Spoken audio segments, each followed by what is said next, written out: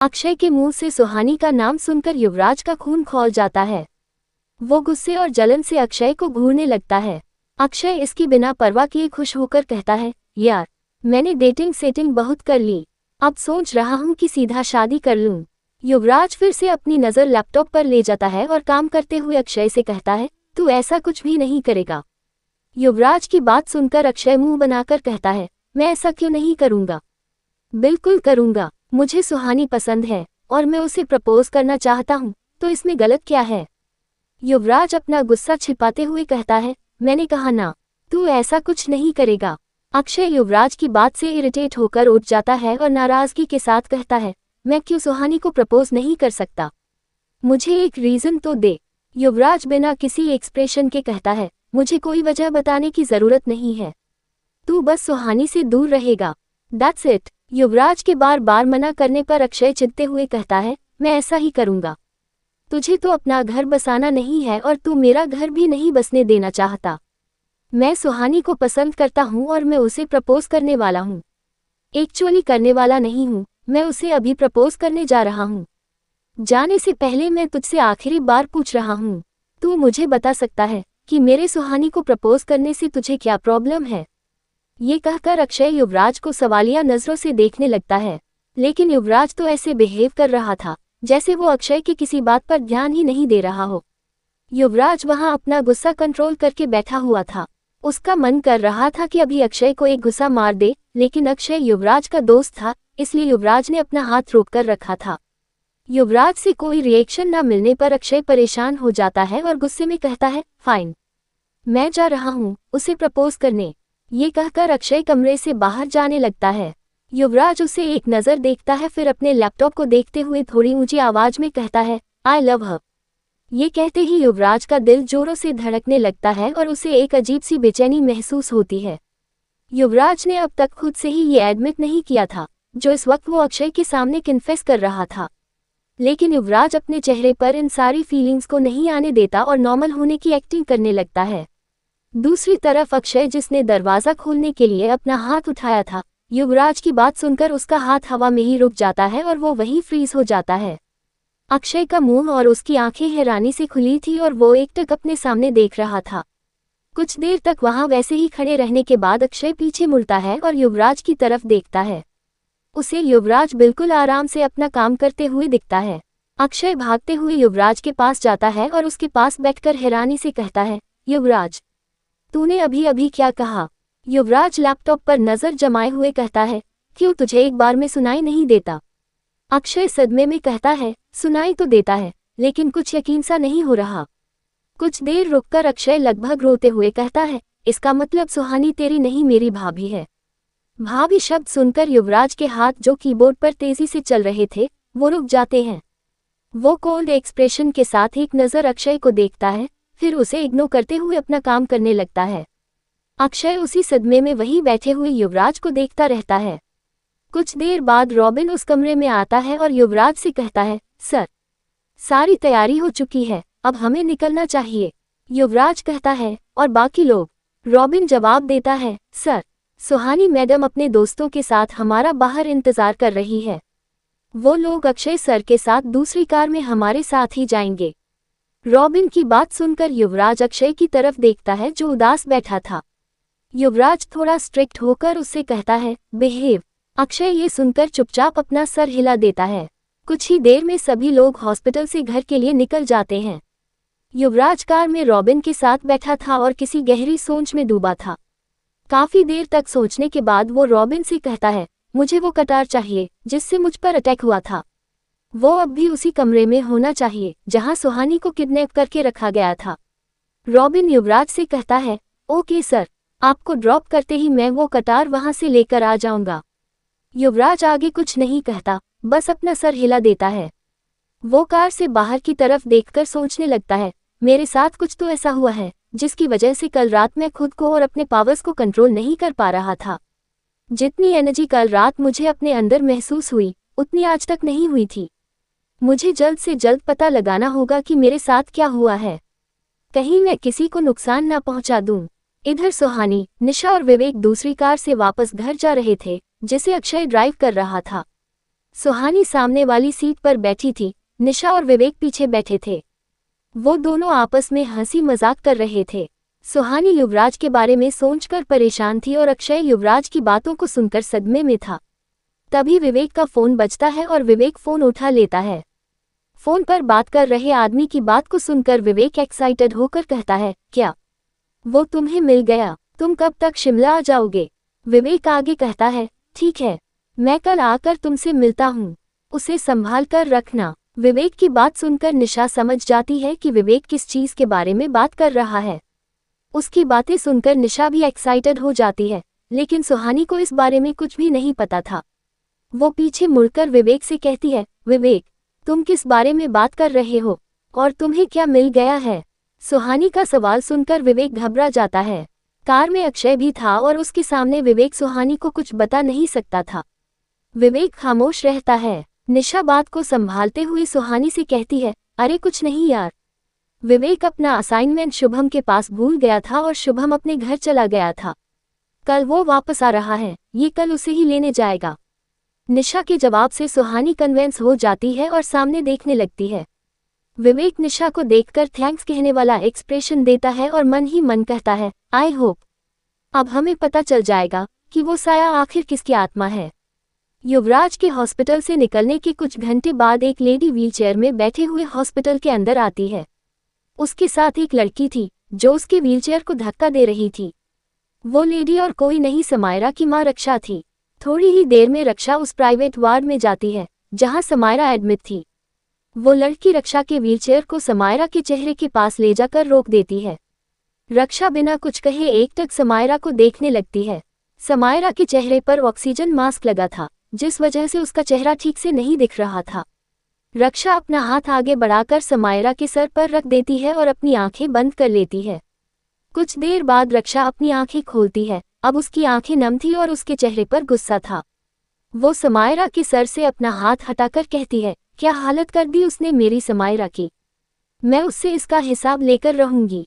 जो काम समायरा नहीं कर पाए वो मैं पूरा करूंगी। इधर युवराज के घर आने से सभी बहुत खुश थे, खासकर शुभ्रा।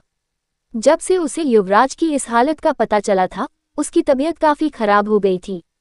उसका ब्लड प्रेशर कम हो गया था, जिससे उसे बार बार चक्कर आ रहे थे। लेकिन युवराज के घर आते ही उसकी तबीयत भी ठीक होने लगी थी। युवराज की चोट पर अभी भी काफी दर्द हो रहा था, इसलिए डॉक्टर ने उसे व्हीलचेयर यूज करने की सलाह दी थी। रॉबिन और बाकी के बॉडीगार्ड्स युवराज को उसके कमरे में लेकर जाते हैं और उसके कहने पर उसे अकेला छोड़ देते हैं। युवराज अपने कमरे में व्हीलचेयर पर बैठा था। रॉबिन के जाने के बाद वो उस व्हीलचेयर से उठ जाता है।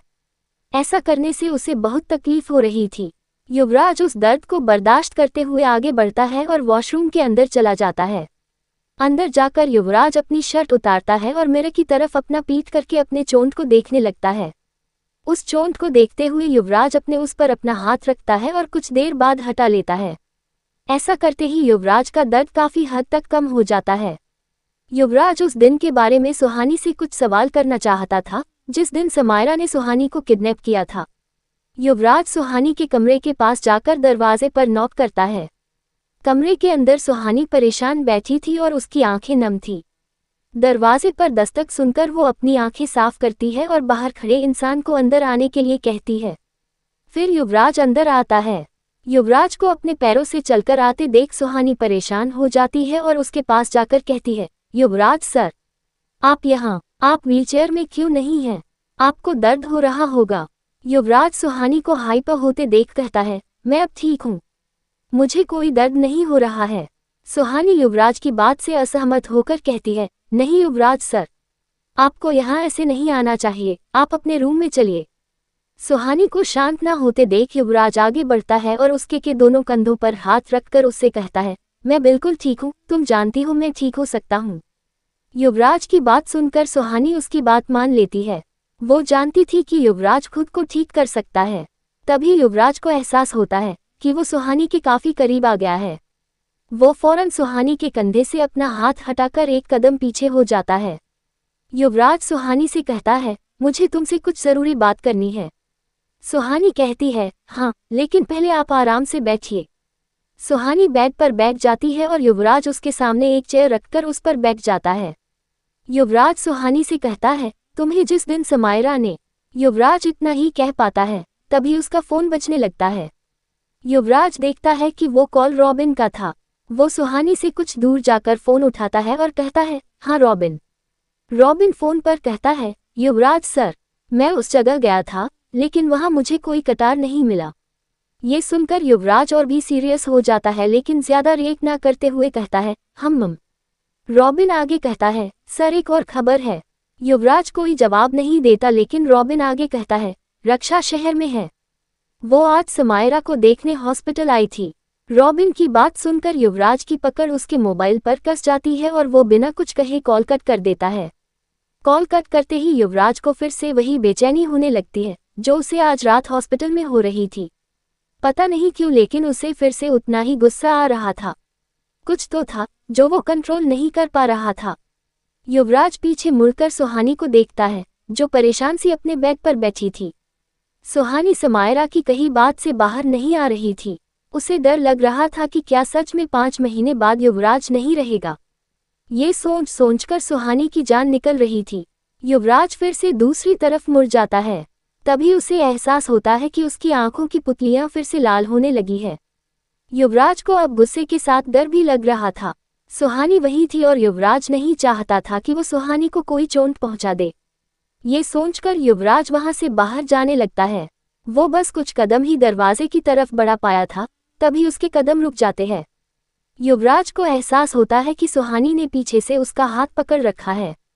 इस वक्त युवराज का चेहरा दरवाजे की तरफ था और उसकी पीठ सुहानी की तरफ, इसलिए सुहानी युवराज का चेहरा और उसकी लाल आंखें नहीं देख पा रही थी। अब युवराज की आंखें पूरी तरह से लाल हो चुकी थी और उसकी बेचैनी, उसका गुस्सा सब उसके आपे से बाहर जा चुका था। फिर भी वो खुद को रोकते हुए सुहानी से अपना हाथ छुड़ाने की कोशिश करता है, लेकिन सुहानी उसका हाथ नहीं छोड़ती। युवराज सुहानी से अपना हाथ छुड़ाने की जितनी कोशिश करता, सुहानी उतने ही जोर से उसे पकड़े रहती। वो युवराज के लिए बहुत घबराई हुई थी और इस वक्त उसे खुद से दूर नहीं जाने देना चाहती थी। सुहानी की ये हरकत युवराज का गुस्सा और बढ़ा रही थी। खुद को बहुत देर तक रोकने के बाद युवराज का खुद से कंट्रोल छूट जाता है और वो सुहानी पर अटैक करने के लिए पीछे मुड़ जाता है। युवराज पीछे मुड़कर जैसे ही सुहानी की तरफ अपना हाथ बढ़ाता है, सुहानी युवराज के करीब आकर उसके सीने से लग जाती है। सुहानी के ऐसा करते ही युवराज बिल्कुल फ्रीज हो जाता है। सुहानी ने उसे अपनी पूरी ताकत से हक किया था। उसे बिल्कुल भी अंदाजा नहीं था कि युवराज के साथ क्या हो रहा है। कुछ देर बाद युवराज शांत होने लगता है। उसके दिल की धड़कन जो गुस्से की वजह से बहुत तेज चल रही थी, वो नॉर्मल होने लगती है। अब युवराज के हाथ भी अपने आप सुहानी को अपनी बाहों में भर लेते हैं। सुहानी को गले लगाते ही युवराज की आंखें अपने आप बंद हो जाती है। अब युवराज की बेचैनी एक सुकून में बदल गई थी और उसका गुस्सा प्यार में। कुछ देर इसी तरह सुहानी की मौजूदगी महसूस करने के बाद युवराज अपनी आंखें खोलता है। उसकी आंखें अब नॉर्मल हो चुकी थी। युवराज हैरान रह जाता है और अपने मन में कहता है, ऐसा कैसे हो सकता है? कुछ देर पहले मेरी शक्तियां जो मेरे कंट्रोल से बाहर हो गई थी, वो सुहानी के करीब आते ही अपने आप शांत कैसे हो गई? ये सोचने के बाद युवराज को हॉस्पिटल वाला इंसिडेंट्स भी याद आता है। उस वक्त भी सुहानी के करीब जाते ही युवराज शांत हो गया था। सुहानी को अपनी बाहों में लिए युवराज यही सब सोच रहा था, तभी उसे अपनी शर्ट पर कुछ नमी का एहसास होता है। युवराज को ये समझने में देर नहीं लगती कि ये नमी सुहानी के आंसुओं की है। वो फौरन सुहानी को खुद से अलग कर लेता है। युवराज देखता है कि सुहानी अपना सर नीचे किए वहां खड़ी थी और उसकी आंखों से आंसू बह रहे थे। युवराज सुहानी को इस तरह से देखकर परेशान हो जाता है। वो सुहानी का हाथ पकड़कर उसे बेड के पास ले जाकर बैठा देता है और उसके पास एक चेयर लाकर उसमें खुद बैठ जाता है। सुहानी की नजरें अभी भी झुकी हुई थी। युवराज सुहानी से कहता है, क्या हुआ, तुम रो क्यों रही हो? सुहानी युवराज के सवाल का कोई जवाब नहीं देती, बस अपनी नम आंखें झुकाए हुए वहां बैठी रहती है। सुहानी को खामोश देखकर युवराज अपना चेयर उसके और करीब ले जाता है और थोड़ा नर्वस होते हुए उसकी तरफ अपना हाथ बढ़ाने लगता है। युवराज अपने एक हाथ से सुहानी का हाथ पकड़कर अपने दूसरे हाथ में रख लेता है और अपने दोनों हाथों से उसका हाथ पकड़ते हुए कहता है, तुम मुझसे शेयर कर सकती हो। युवराज की बात सुनकर सुहानी अपनी नजरें उठाती है और नम आंखों से युवराज को देखते हुए कहती है, क्या आपके पास सिर्फ 5 महीने हैं? सुहानी की ये बात सुनकर युवराज अवाक रह जाता है और एकटक उसे देखने लगता है। उसे दूर दूर तक अंदाजा नहीं था कि सुहानी को ये बात पता चल सकती है। युवराज अपने के चेहरे के एक्सप्रेशन कंट्रोल करते हुए सुहानी से कहता है, ये तुमसे किसने कहा? सुहानी जवाब देती है, समायरा ने। ये सुनकर युवराज सुहानी का हाथ छोड़ देता है और बिना कुछ कहे उस कमरे से बाहर जाने लगता है। सुहानी फिर से युवराज का हाथ पकड़कर उसे रोक लेती है और कहती है, आपको मेरे सवाल का जवाब देना होगा। युवराज बिना किसी एक्सप्रेशन के कहता है, हाँ, समायरा ने सच कहा था। अगर हम उस साईं को आने वाले 5 महीनों में नहीं रोक पाए तो वो मुझे खत्म कर देगा। युवराज के मुंह से भी वही बात सुनकर सुहानी का दिल बैठ जाता है और उसकी आंखें फिर से भर आती है। वो आगे कहती है, वो साया आपको नहीं मार सकता, मैं उसे ऐसा नहीं करने दूंगी। सुहानी की ये हालत देखकर युवराज का भी दिल भर आता है। युवराज का मन तो करता है कि वो सुहानी को फिर से गले से लगा ले, लेकिन इस बार वो खुद को कंट्रोल कर लेता है। युवराज सुहानी को कोई झूठी उम्मीद नहीं देना चाहता था और न ही उसे फ्यूचर का कोई सपना दिखाना चाहता था। उसको खुद ही नहीं पता था कि उसके पास कितना वक्त बचा है। यही एक वजह थी कि युवराज चाहकर भी ना सुहानी के करीब जा पा रहा था और ना ही उससे अपने दिल की बात कह पा रहा था। वो जानता था कि सुहानी उससे बहुत प्यार करती है और अगर उसे युवराज की फीलिंग्स के बारे में भी पता चल गया तो वो युवराज से और भी अटैच हो जाएगी। और फिर अगर कल युवराज को कुछ हो जाता है तो सुहानी ये सब सह नहीं पाएगी। इसलिए युवराज सुहानी से दूर रहना ही सही समझता है। वो अपना हाथ सुहानी से छुड़ाते हुए कमरे से बाहर निकल जाता है और सुहानी वहीं खड़े रहती है। सुहानी के कमरे से बाहर जाकर युवराज अपने स्टडी रूम में चला जाता है और वहां रॉबिन से घर और घर के मेंबर्स की सिक्योरिटी के बारे में डिस्कस करने लगता है। सब फाइनल हो जाने के बाद रॉबिन युवराज से कहता है, युवराज सर, मुझे एक बात समझ नहीं आ रही है। युवराज सीरियस टोन में कहता है, क्या? रॉबिन कहता है, आखिर वो कटार उस कमरे से कहाँ चली गई? उसे तो वही होना चाहिए था ना जहां आप पर अटैक हुआ था। हमारे वहां से जाने के बाद आखिर कौन उस कटार को वहां से ले गया? युवराज के मन में भी काफी देर से यही सवाल चल रहा था, लेकिन वो रिलैक्स होकर कहता है, तुम्हें उसकी चिंता करने की जरूरत नहीं है। युवराज की बात सुनकर रॉबिन उस बात को छोड़ देता है और थोड़ा नर्वस होकर युवराज से कहता है, युवराज सर, आपसे एक और सवाल करूं? युवराज ने अब अपने हाथों में एक फाइल ले लिया था जिसे वो पढ़ रहा था। युवराज उस फाइल पर नजर टिकाए हुए कहता है, हम। रॉबिन क्यूरियस होकर कहता है, सर, आपको कैसे पता चला कि सुहानी मैडम कहाँ हैं? आप उन तक कैसे पहुंचे, जबकि किडनैपर ने तो हमें कोई कॉल भी नहीं किया था? युवराज इस सवाल का कोई जवाब नहीं देता। युवराज को शांत देखकर रॉबिन समझ जाता है कि उसे अपने इस सवाल का जवाब नहीं मिलने वाला है। वो युवराज को विश करके वहां से चला जाता है। रॉबिन के स्टडी रूम से बाहर जाते ही युवराज अपने हाथ में रखी फाइल बंद कर देता है। वो रॉबिन के सवाल के बारे में सोचते हुए अपना सर चेयर के पीछे की तरफ टिका देता है और अपनी आंखें बंद कर लेता है। आंखें बंद करते ही युवराज उस पल में चला जाता है जब उसे सुहानी के किडनैप होने के बारे में पता चला था और वो परेशान होकर अपने कमरे में आ गया था। फ्लैशबैक। युवराज बहुत गुस्से में अपने कमरे के अंदर आता है और चीजों को तोड़ने लगता है। युवराज अपने बेड पर बैठ जाता है और अपने जूते उतार कर ड्रेसिंग टेबल की तरफ जोर से फेंक देता है। इससे ड्रेसिंग में लगा मिरर टूट जाता है। मिरर के टूटते ही युवराज की नज़र उस पर पड़ती है।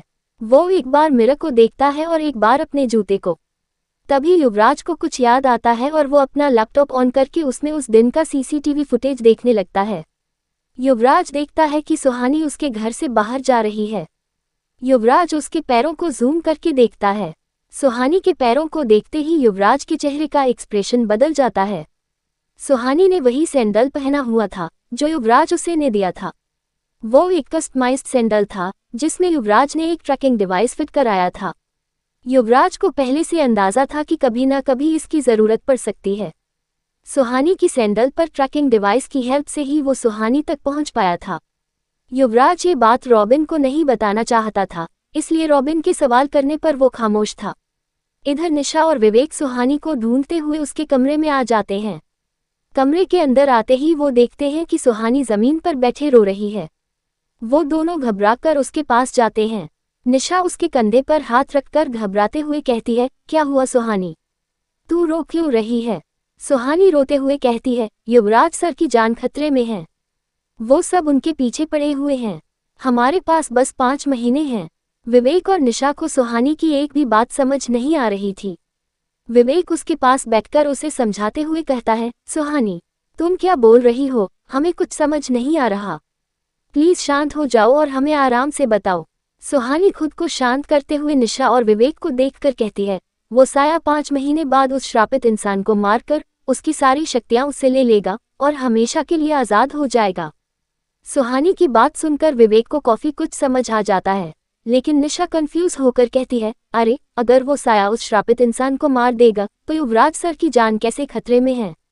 निशा के ऐसा कहते ही विवेक सीरियस हो जाता और सुहानी को देखने लगता है, जैसे उसे पता हो कि सुहानी आगे क्या कहने वाली है। सुहानी रोते हुए कहती है, क्योंकि वो श्रापित इंसान और कोई नहीं बल्कि युवराज सर हैं। सुहानी की ये बात सुनकर निशा जोर से चीख पड़ती है, क्या, और शॉक्ड रह जाती है। सुहानी उसे देखते हुए हाँ में अपना सर हिला देती है। विवेक भी हैरानी से सुहानी को देखने लगता है। इसके बाद सुहानी निशा और विवेक को हर वो बात बताती है जो इतने महीनों से उसने उन दोनों से छुपाकर रखा था। एक एक बात सुनते हुए निशा और विवेक की हैरानी और भी ज्यादा बढ़ रही थी। सारी बातें जानकर विवेक अपनी जगह से उठ जाता है और कमरे के अंदर वाक करते हुए कहता है, मतलब वो साया, पद्मिनी सिंघनिया, समायरा और समायरा की मां रक्षा, ये सब युवराज सर की शक्तियों के पीछे पड़े हैं और सब युवराज सर को मारना चाहते हैं। सुहानी विवेक की बात से थोड़ी असहमत होकर कहती है, पद्मिनी सिंघनिया युवराज सर से क्या चाहती है ये मैं नहीं जानती, लेकिन वो युवराज को चाहती है, तभी उसने मुझे उनसे दूर रहने की धमकी दी थी। और बाकी के लोग, हाँ, वो सब सालों से युवराज सर की शक्तियों के लिए उनके पीछे पड़े हैं।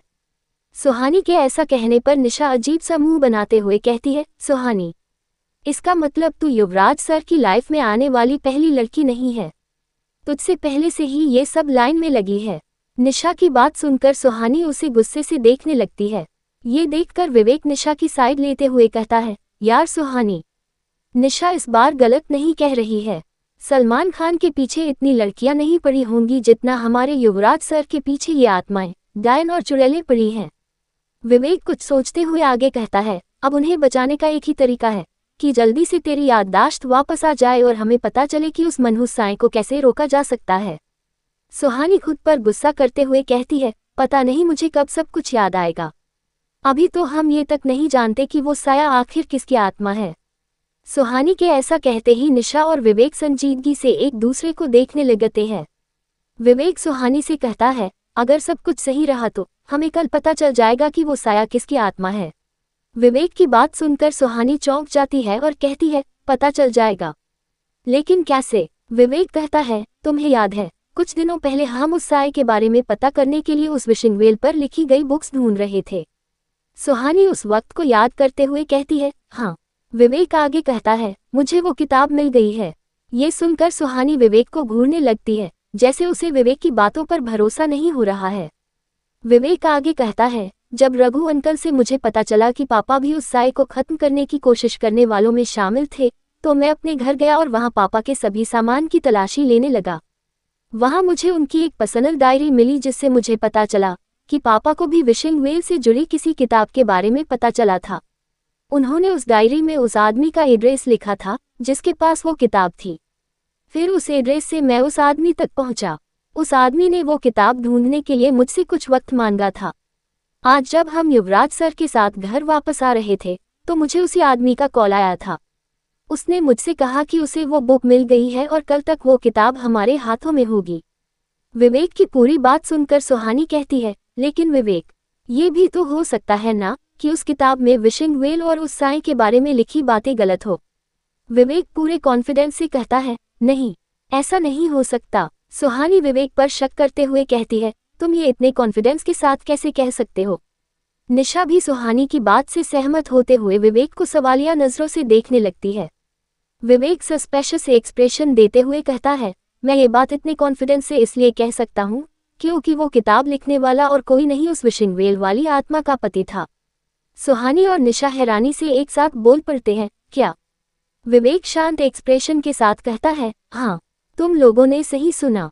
निशा विवेक के पास आकर बैठ जाती है और उसका चेहरा पकड़कर अपनी तरफ करते हुए कहती है, ये कैसे हो सकता है?